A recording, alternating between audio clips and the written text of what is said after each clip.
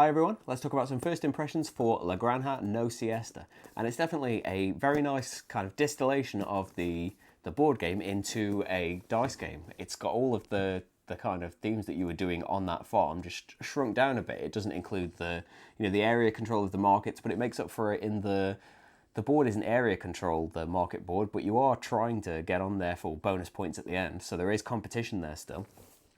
And it replaces, well, it doesn't really replace multi-use cards with things, it takes them away, but you have got their helpers instead that are giving you some kind of bonus to your farm and some extra power that you couldn't normally have, which is what one element of the multi-use cards was anyway. The dice drafting part is also back in a very similar form, especially for the two-player game. It's the same thing in that everybody takes one at a time and then the dice that is left is shared between everyone. In two-player La Granja, it was exactly the same as this. Whereas in if you're playing with more than two players, and I haven't tried that yet, you will re-roll the dice in between the rounds.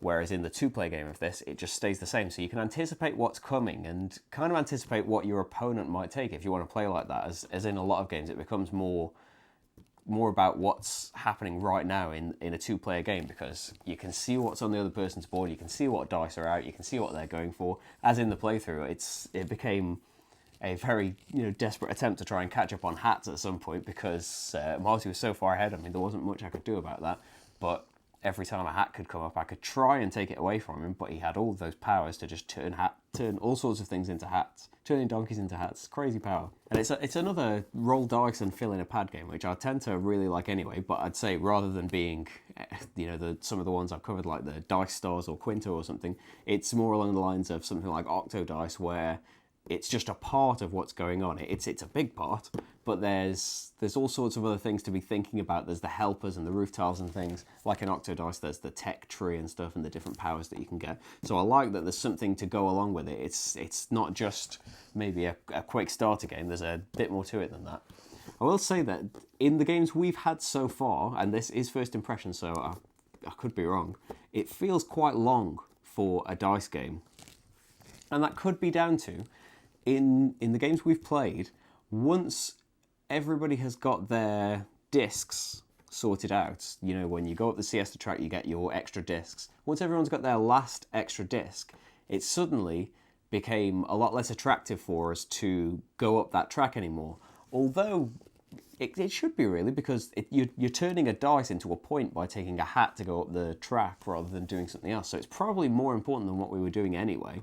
And you can force the game to end. But in our games, it was kind of like, well, we'll take them if they come up, and if you don't roll many, then it's not really going to happen. So the end of the game kind of just lingered. I did speak to someone at Essen where they had the same experience, where once, in a two-player game, once they'd got their final discs out, they didn't really feel like going up that track anymore and wanted to fill in more things instead.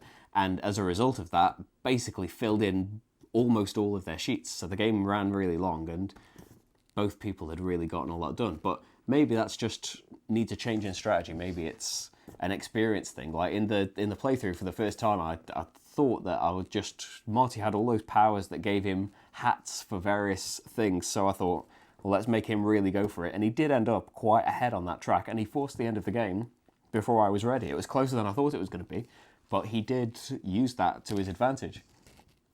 On the other hand, though, maybe if I'd played a bit smarter and got another market action done or something, it would have been a bad idea for him to do that, because I would have got the points bonuses from doing things while he was just taking hats. So I'm not sure, with more plays it'll become clearer, but it may be a little too long. The way we play it anyway, maybe we're not playing it the way it would normally be played. I do like the grey helpers as well that get added in the experienced version. Although I did set it up wrong in that, I don't know if you saw the note come up on the screen, but I kept everybody's personal 6 helpers and then put the grey ones in the middle. You're supposed to just have one set of the normal helpers and they go in the middle with the 6 others. So both players have the chance to get 12 tiles, but nobody can have the same tile twice because there's just one copy of everything out there. So that would change things up compared to how it went in the playthrough. But still, I really like those grey helpers. They really change the powers up, and because they're unique, then they can really change your strategy, because once you've got things like get a hat for overseas trading or turn the donkeys into hats and things, they can really influence your strategy, as you saw in the playthrough. Although it's not quite, as I said, it's not quite a replication, because you're not supposed to have those duplicate player colour helpers. So overall, it's been quite a good first impression. I really like the dice drafting. I really like the different areas of your farm and the different parts of your pad to fill in. It feels like there's a use for your dice in some way all of the time. Maybe you'll need powers, maybe you'll need roof tiles to be able to fully use the things that you got in the revenue phase, but usually there's a use for everything if you can work it out. The only issue for us at the moment, and as I said, this is just first impressions, is that all the times we've played it, it has run very long, and we've had that problem of where nobody can really be bothered to end the game because we want to earn points on our boards and things. But as I said, that is just our impression from a couple of two-player plays so far, and that was a La Granja no Siesta. So thank you very much for watching, and I'll see you for the next game. There's Marty. Bye, everyone.